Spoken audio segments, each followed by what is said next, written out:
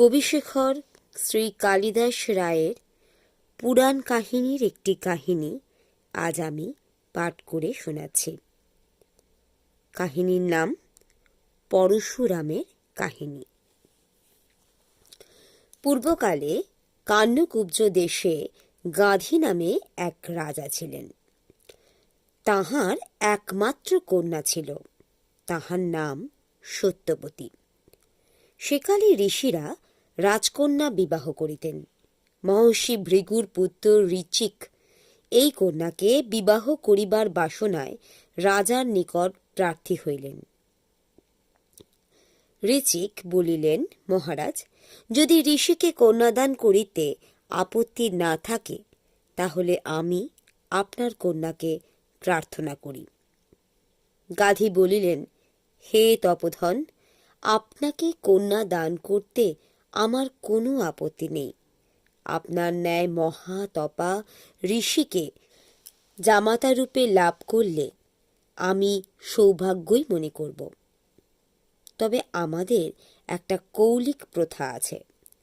আমাদের রাজবংশে কন্যা গ্রহণ করতে হলে 1,000 অশ্ব আপনাকে দিতে হবে। ঋচিক বলিলেন, আমি ঋষি, এত অশ্ব কোথায় পাব? কিন্তু বিনা পণেও আমি বিবাহ করতে চাই না। আপনি আমাকে 6 মাস সময় দিন। মহারাজ গাধী সম্মত হইলেন। ঋচিক বরুণের নিকট 1,000 অশ্ব প্রার্থনা করিলেন। বরুণ তৎক্ষণাৎ তাহাকে 1,000 অশ্ব দান করিলেন। ঋচিক 1 মাসের মধ্যে অশ্ব লইয়া উপস্থিত। একমাত্র অপূর্ব রূপবতী কন্যাকে তপস্বীর হস্তে দান করিবার ইচ্ছা বোধ হয় গাধীর ছিল না। সেজন্য 1,000 অশ্ব কন্যাপণ চাহিয়াছিলেন। ভাবিয়াছিলেন, একজন তপস্বী একটা ঘোড়াই জোগাড় করতে পারে না, 1000 ঘোড়া কোথা হইতে পাইবে? ঋষিকে রাজা ভয় করিতেন খুব।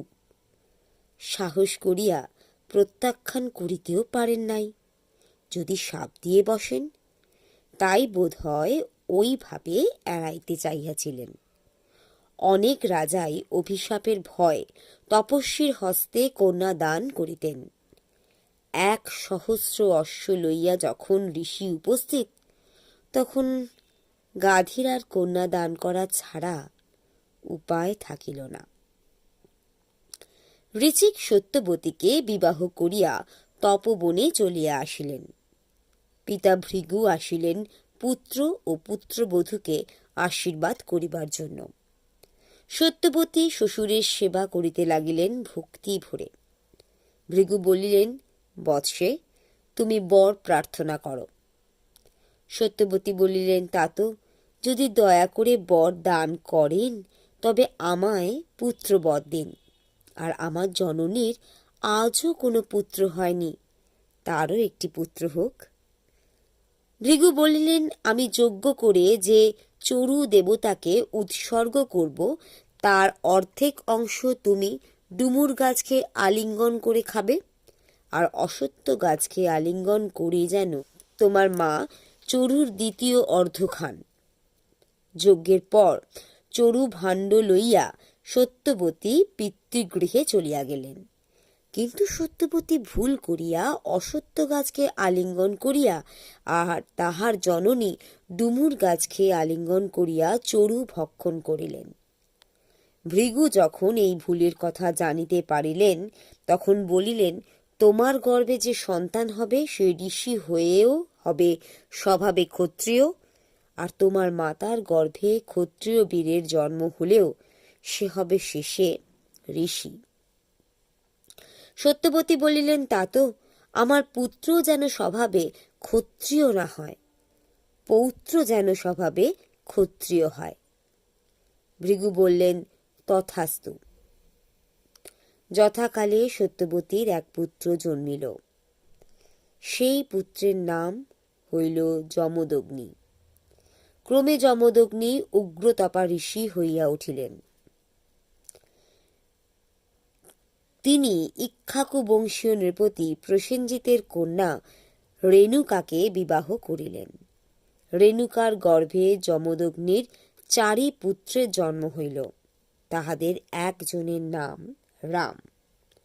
এক সময় যমদগ্নি রেণুকার ওপর ক্ষুব্ধ হইয়া পুত্রদের বলিলেন, মাতৃবধ করো। 3 পুত্র সম্মত হইলেন না। রাম মাতৃহত্যা করিয়া পিতৃ আজ্ঞা পালন করিলেন। যমদগ্নি 3 পুত্রকে অভিশাপ দিলেন, তোমরা জড়বুদ্ধি হইয়া থাকো। তিনি রামকে বলিলেন, তুমি যা ইচ্ছা বর প্রার্থনা করো। রাম বলিলেন, তা তো যদি বর দান করেন তবে আমার মা পুনর্জীবন লাভ করুন, আর আমার ভাইরা তাদের বোধ শক্তি ফিরে পেয়ে দীর্ঘজীবী ও মহাজ্ঞানী হয়ে উঠুক। আর মাতৃহত্যার পাপ যেন আমাকে স্পর্শ না করে। যমদগ্নি পরশুরামকে এই বর দিলেন। পরশু দ্বারা মাতৃহত্যা করবার জন্য রামের নাম হইল পরশুরাম। এই পরশুরাম সত্যবতীর পৌত্র, স্বভাবে ক্ষত্রিয়। আর সত্যবতীর যে ভ্রাতাটির জন্ম হইল তিনি বিশ্বামিত্র। তিনি ক্ষত্রিয় হইয়াও পরবর্তী জীবনে ঋষি হয়েছিলেন।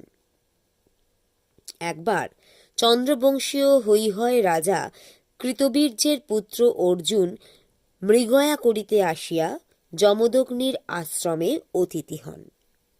যমদগ্নি তাহার হোমধেনু কপিলার সাহায্যে অর্জুন ও তাহার বহু শত অনুচরকে ভূরি ভোজনে আপ্যায়িত করেছিলেন। যাইবার সময় রাজা ঋষির কপিলাটিকে চাহিলেন। যমদগ্নি তাহা দিতে সম্মত হইলেন না। বলিলেন, মহারাজ, আপনার ঐশ্বর্যের অভাব কি?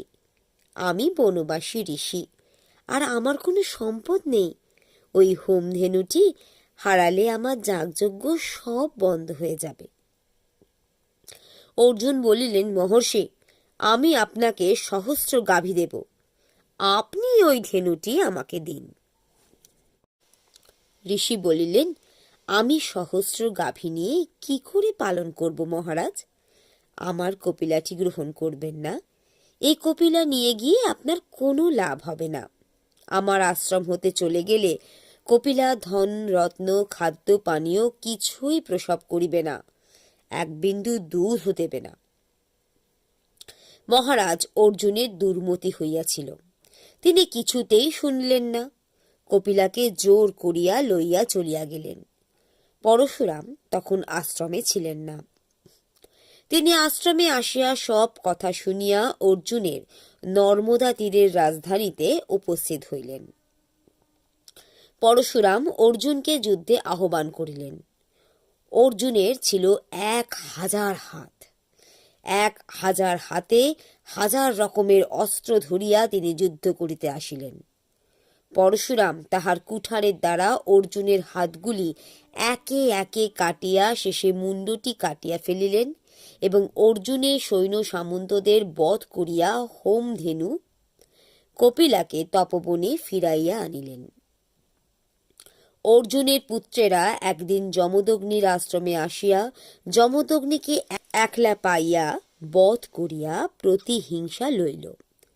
পরশুরাম তপবনে ফিরিয়া আসিয়া পিতার ছিন্ন মুন্ড দেহ দেখিয়া ক্রোধে জ্ঞান শূন্য হইয়া প্রতিজ্ঞা করিলেন, পৃথিবীতে একজন ক্ষত্রিয়কেও রাখব না। আমি পৃথিবীকে নিষ্ক্ষত্রিয় করব। জননী রেণুকা পতির চিতায় আরোহণ করিয়া সহমরণে গেলেন। সহমরণের আগে পরশুরামকে ক্ষত্রিয় কুল ধ্বংস করিতে নিষেধ করিলেন। তিনি বলিলেন, ক্ষত্রিয় কুল ধ্বংস পেলে এই ভারতবর্ষকে কে রক্ষা করবে? সমগ্র দেশ বন্য বর্বরদের হাতে চলে যাবে।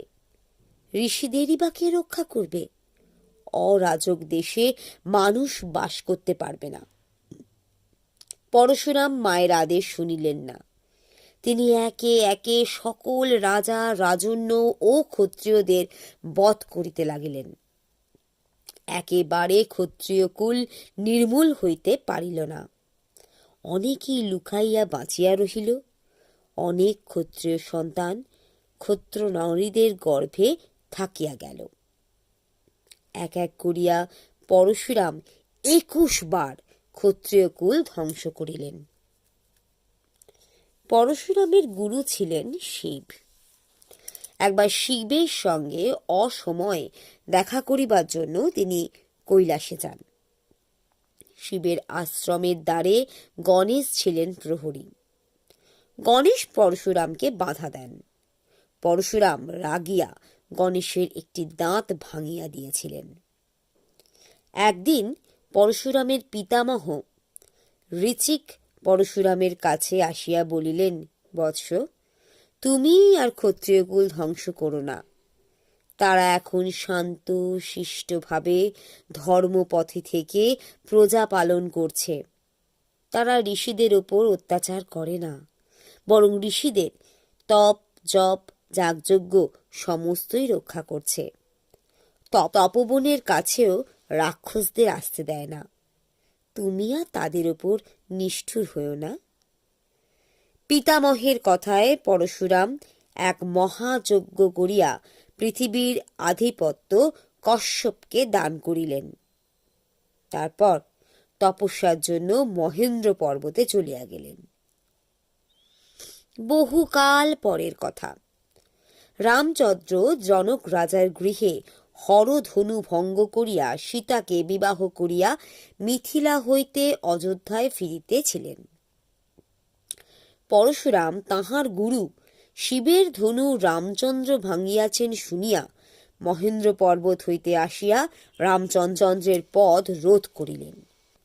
দশরথ ভয় পাইয়া পরশুরামের চরণতলে পড়িয়া বলিলেন, হে মহর্ষি, বারবার ক্ষত্রিয়কুল ধ্বংস করে সমস্ত পৃথিবীর আধিপত্য কশ্যপকে দান করে মহেন্দ্র পর্বতে তপস্য। আপনি তো আর ক্ষত্রিয় ধ্বংস করবেন না বলে আশ্বাস দিয়েছেন। আবার কেন এই বালককে বধ করতে এসেছেন? আমাকে বধ করুন, বালক রামচন্দ্রকে অব্যাহতি দিন।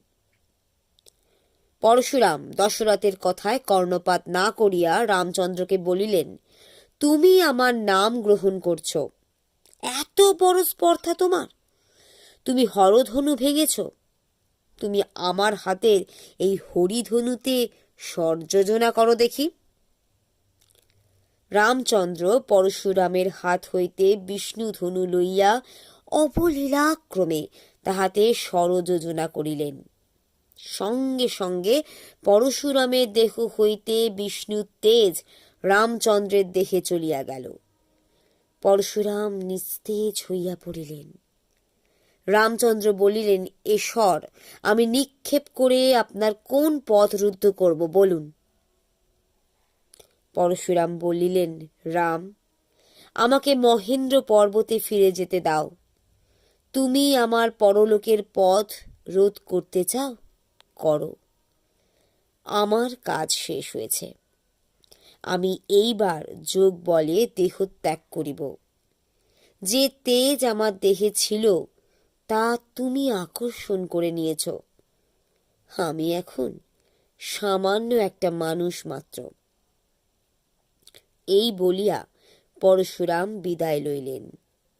ইহার পর আর কোনো পুরাণে পরশুরামের দেখা পাওয়া যায় না।